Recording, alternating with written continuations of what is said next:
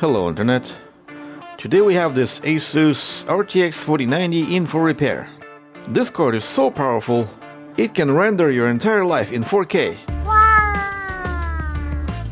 Quick visual inspection confirms that the core and the memory had not been stolen, but who knows?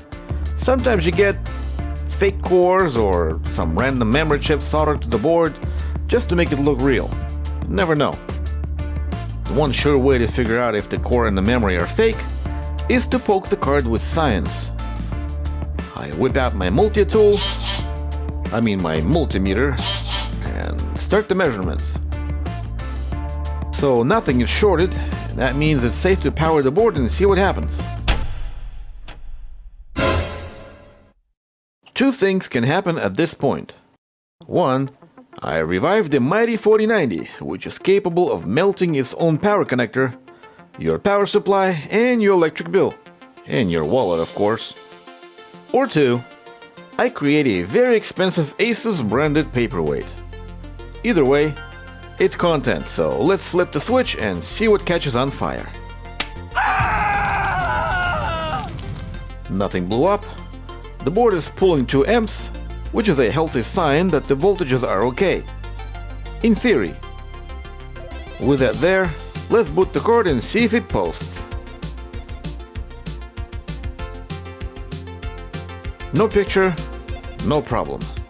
Let's take the HDMI cable, plug it into the motherboard, and run some tests and see if we can run some sort of a GPU detection algorithms. Codes ran and the results are in. No detect. How could a 4090 that looks practically brand new not be detected by a PC? I have no idea. To find out, we're gonna have to take this thing apart and poke it with some pokey things like pokey multimeter probes, oscilloscope poker cards, and a fork will be the weapon of choice today.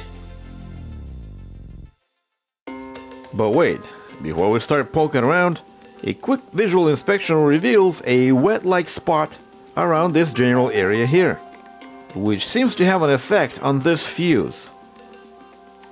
After cleaning the area, it looks like we have some corrosion here, and the fuse seems to have a sign of a blowout.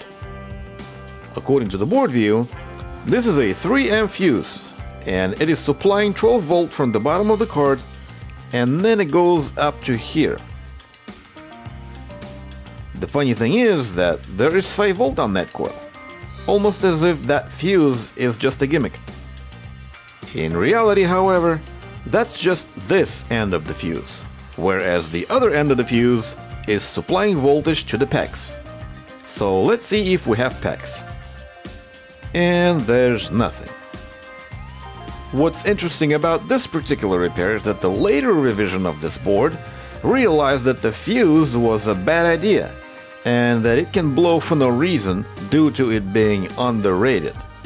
So what the engineers did, they put a resistor instead. And that's exactly what we're going to do ourselves.